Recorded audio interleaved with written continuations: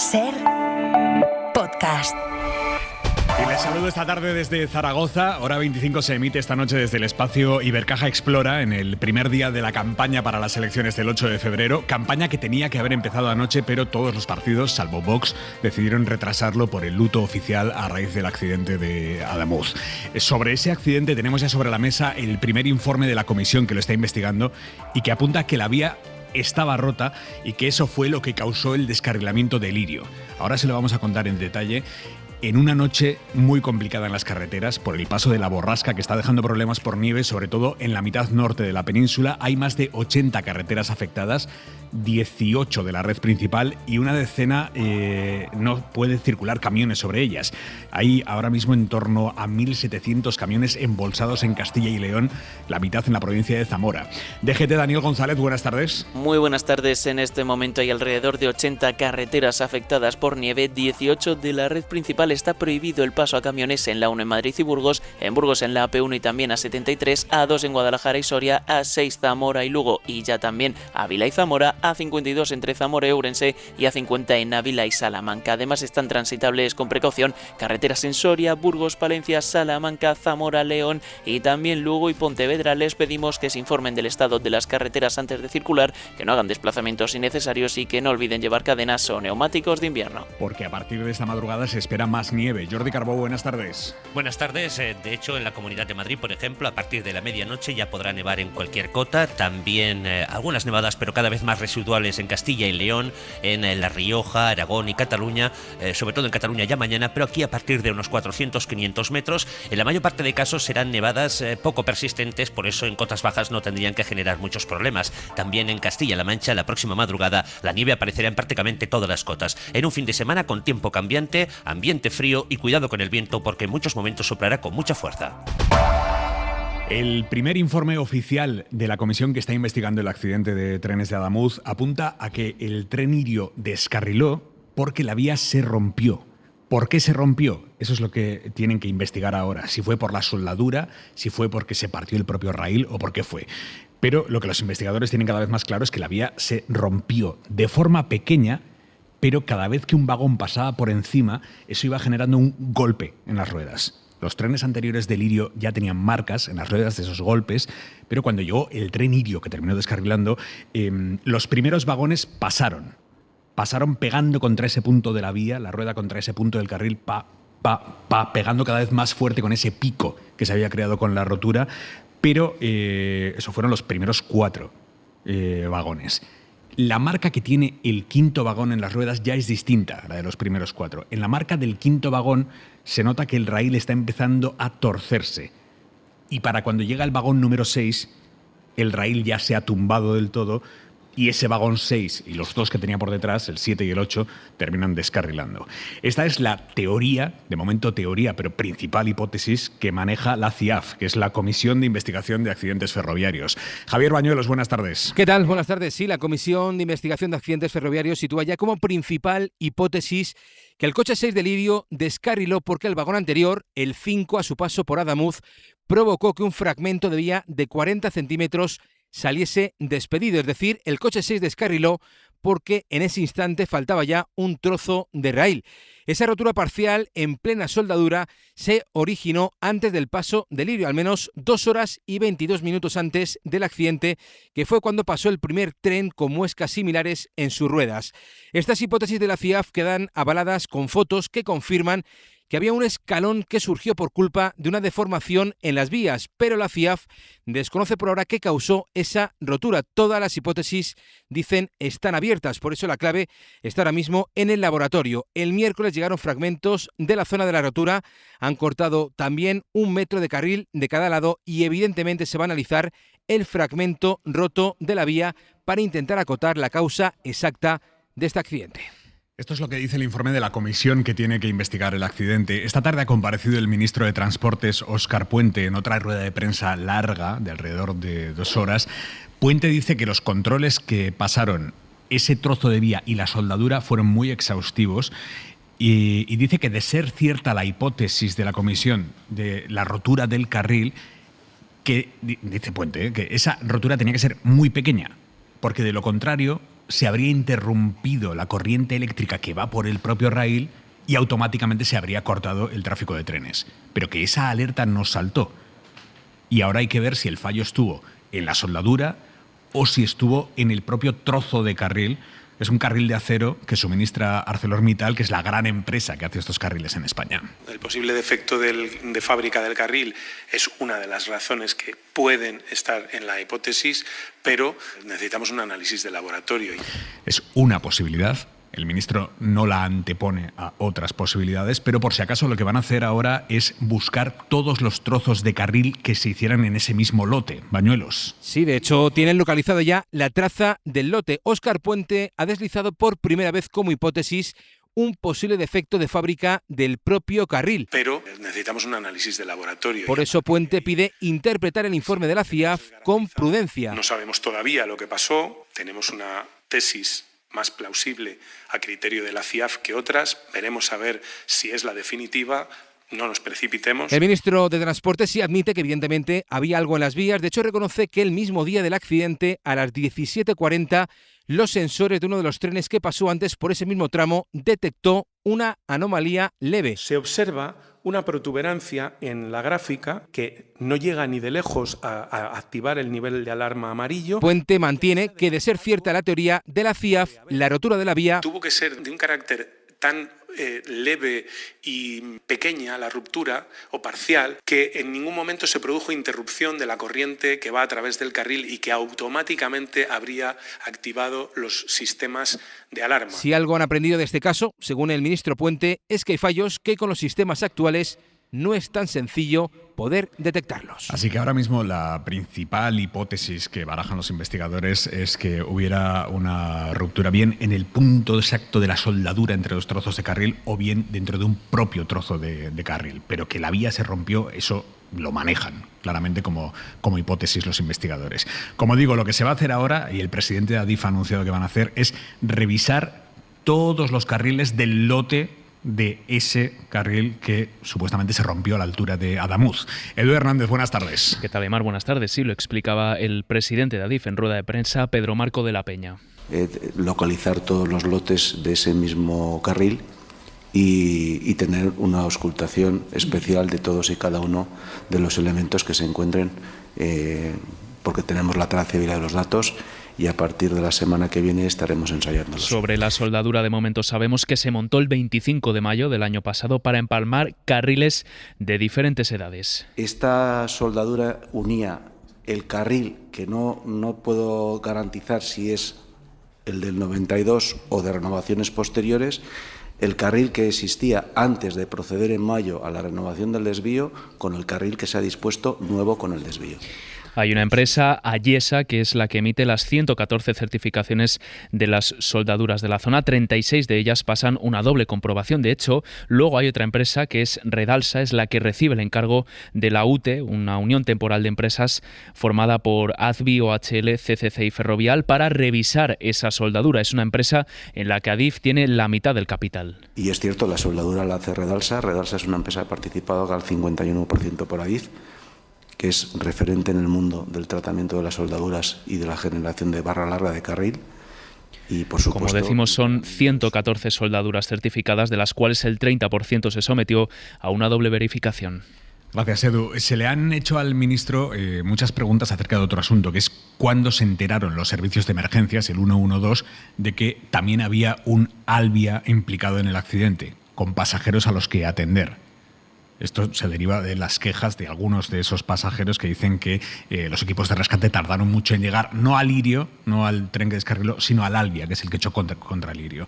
En la SER hemos adelantado hoy el audio de la llamada en la que Renfe le comunica a emergencias que también había heridos en ese segundo tren, en el Alvia. Y esa llamada fue a las 8 en punto de la tarde. Guillermo Lerma, buenas tardes. ¿Qué tal? Buenas tardes. Las primeras llamadas fueron las de los propios pasajeros al 112, que a las 19:47 activa a las urgencias de Adamuz e informa del accidente a la Guardia Civil de Córdoba. 3 minutos después, a las 19:50, es Adif quien pone también en marcha su propio protocolo para movilizar a los servicios sanitarios. Las comunicaciones se producen en varias direcciones, como demuestra la conversación que ha avanzado hoy la SER, en la que el 112 llama a Renfe para preguntar primero por la localización del Irio. Que es que nos decían que había descarrilado un tren de Irio y que había heridos y atrapados. Vale, pues mira, lo único que tenemos nosotros ahora mismo es que ha descarrilado los cambios de entrada de la vía 1 de la estación de Adamuz, ¿vale? Vale, ¿y eso a dónde pertenece? Córdoba. A Córdoba. Es en esa conversación en la que la trabajadora del operador ferroviario informa de que hay un segundo tren con heridos. Hay un tren que circulaba en la vía contigua, que es el 2384, que también ha resultado afectado con heridos. Vale. Al ir a frenar, se supone, o lo que nos han En el dicho, momento ¿vale? de esa conversación Vale, de acuerdo. son las Muchas 8 de la gracias. tarde. Hasta 2 luego. minutos después llega la primera ambulancia al lugar de los hechos. Han pasado 15 desde el primer aviso y en los siguientes 40 minutos se movilizan en total 39 unidades que de manera progresiva van atendiendo primero al tren Irio y después al Albia. Esta tarde ha contestado el ministro Óscar Puente a por qué se tardó más tiempo en llegar al Albia que al Irio.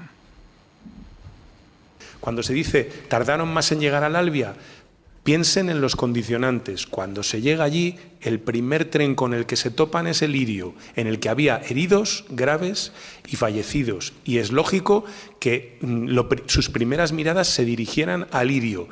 También que el otro tren estaba más difícil de localizar porque estaba a oscuras. Y desde la Junta de Andalucía, que es el responsable del 112 allí en Andalucía, el consejero de Presidencia, Antonio Sanz, ha explicado que los servicios de emergencia se desplegaron todo lo rápido que pudieron, pero que las personas que murieron lo hicieron prácticamente en el acto. Que los dispositivos sanitarios, de emergencia, bomberos, seguridad del Estado, ha sido ejemplar. Por tanto, tengo que decir que en ese sentido los andaluces pueden estar tranquilos, que se ha hecho todo lo posible. Todas las autopsias, lamentablemente las 45, que ya se han terminado, dicen que los fallecidos murieron en el acto. Pero los supervivientes, en la serie hemos hablado con una pasajera de ese Albia que nos ha relatado la angustia que pasaron hasta que les llegó la ayuda. Mariola Lourido, buenas tardes. Buenas tardes, Aymar. Lola Beltrán iba en el vagón 5 del Albia, al lado de la interventora del tren. Ella y otro pasajero avisaron inmediatamente al 112 después del accidente, pero los equipos de rescate, dice, tardaron hasta 2 horas en llegar. Desde que ocurre el accidente hasta que llega el primer guardia civil, que fue a buscarlo uno de los pasajeros, podía haber pasado como 1 hora o 1 hora y cuarto. Hasta que empiezan a llegar los sanitarios, pudieron pasar perfectamente 2 horas. Ella dice que hubo desconcierto en los servicios de emergencia y que faltaron medios. Y bueno, el acceso era difícil, pero si llega un quad, ¿cómo no llega un guardia civil, bomberos y equipos sanitarios? Es que los sanitarios iban con las camillas a cuestas. Su amiga Elena, que milagrosamente se salvó en el vagón 1, tuvo que ser ingresada más que por sus heridas por hipotermia, tras 4 horas tirada en el talud. Que la tuvieron muchísimo tiempo esperando porque bueno, su vida no corría peligro en ese momento y que pudo pasar fácil 4 horas, que de hecho entró en hipotermia. Como ha contado también al País, 5 días después, Lola sigue sin entender qué pasó aquella horrible noche. Gracias, Mariola. Le han preguntado esta tarde al ministro Óscar Puente si teme, por supuesto, si cree que el presidente Pedro Sánchez lo va a destituir o le va a pedir la dimisión. Respecto a si temo que el presidente del gobierno me pida la dimisión, no lo temo, sinceramente, pero también digo, yo soy una persona nombrada por el presidente del gobierno y, por tanto, a su disposición, mi puesto está a su disposición siempre, ¿no? Él puede tomar la decisión de cesarme o pedirme que deje el cargo cuando quiera, ¿no? Y todo pero apunta no, que sinceramente el PP no va a pedir otra cosa en las próximas semanas. Hoy hemos escuchado a Feijóo diciendo que el gobierno está colapsado y ha llegado a decir que el estado de las vías es reflejo del estado de la nación.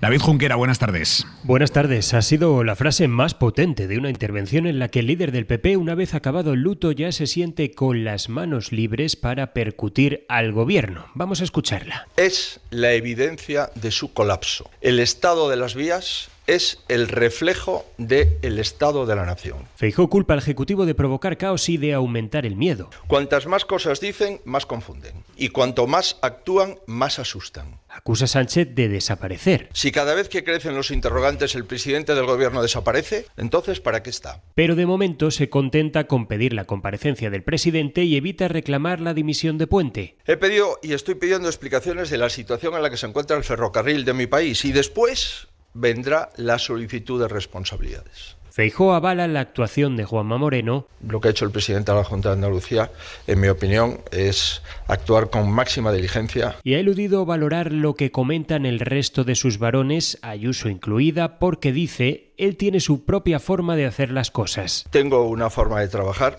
y, bueno, esta es la que voy a seguir. Una forma de trabajar que pasa por forzar ese pleno en el Congreso la semana que viene y si no sale, Feijóo ya anuncia que tratarán de llevar al presidente al Senado. En la cadena SER, hora 25, con Aimar Bretos.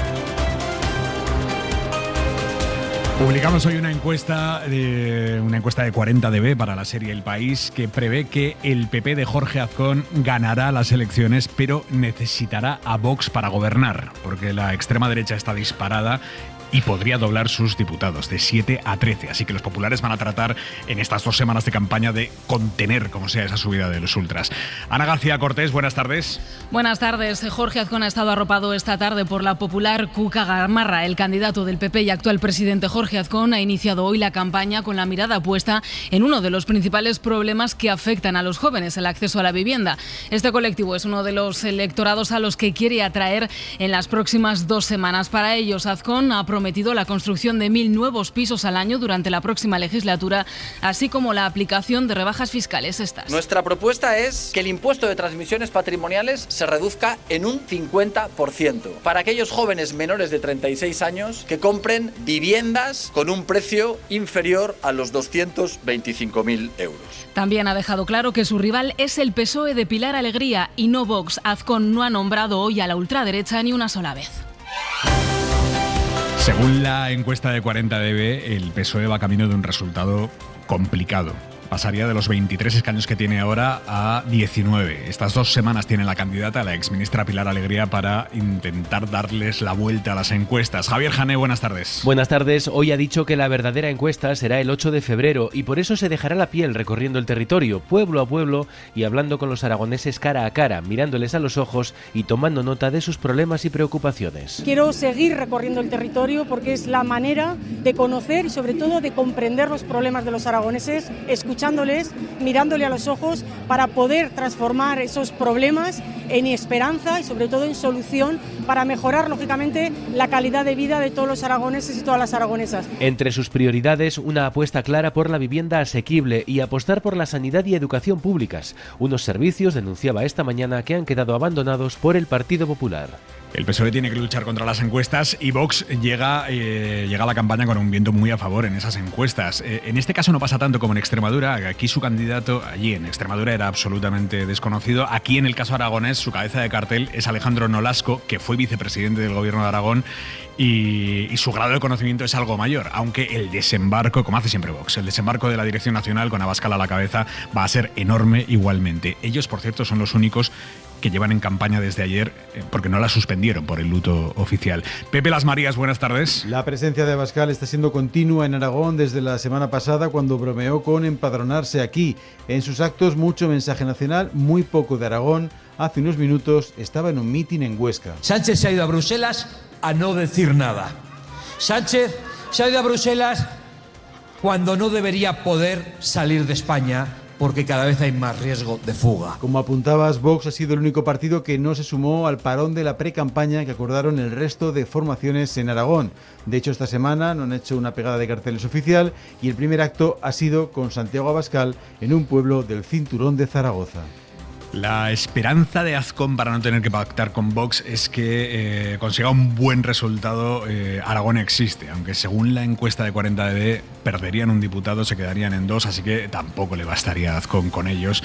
Javier Jané, volvemos contigo. Hoy han aprovechado la manifestación del campo en Zaragoza para lanzar un mensaje de apoyo al sector primario, la red que sustenta el territorio y los que hacen que los pueblos estén vivos. Su candidato, Tomás Guitarte, ha dicho que la provincia de Teruel puede ser decisiva para la formación del próximo gobierno aragonés, con capacidad real para condicionar el rumbo político, y en eso ha centrado su mensaje. En Teruel el verdadero voto útil, el voto a Teruel existe. Los demás han estado estado más de 40 años gobernando alternativamente unos y otros y ya vemos a dónde llevaron a la provincia. Una campaña que recorrerá todo Aragón y que girará en torno a la defensa de los servicios públicos, la sanidad, la educación, también la vivienda y la movilidad, con un protagonismo claro a la lucha contra la despoblación. Y nos quedan los partidos a la izquierda del PSOE que intentan al menos mantener su presencia en el Parlamento aragonés. A quien mejor le va en las encuestas es a la Chunta, que mantendría, según la encuesta, la de 40dB, los 3 diputados que tiene ahora mismo. Pepe.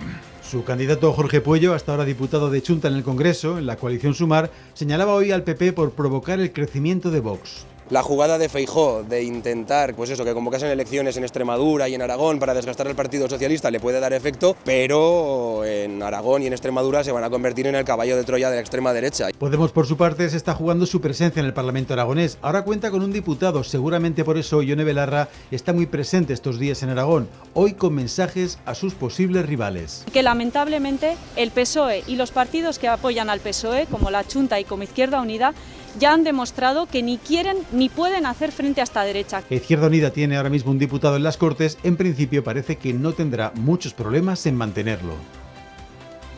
A partir de las 10, las 9 en Canarias, edición especial de Hora 25 desde Aragón, desde Zaragoza, con todas las claves de las elecciones del domingo 8 de febrero.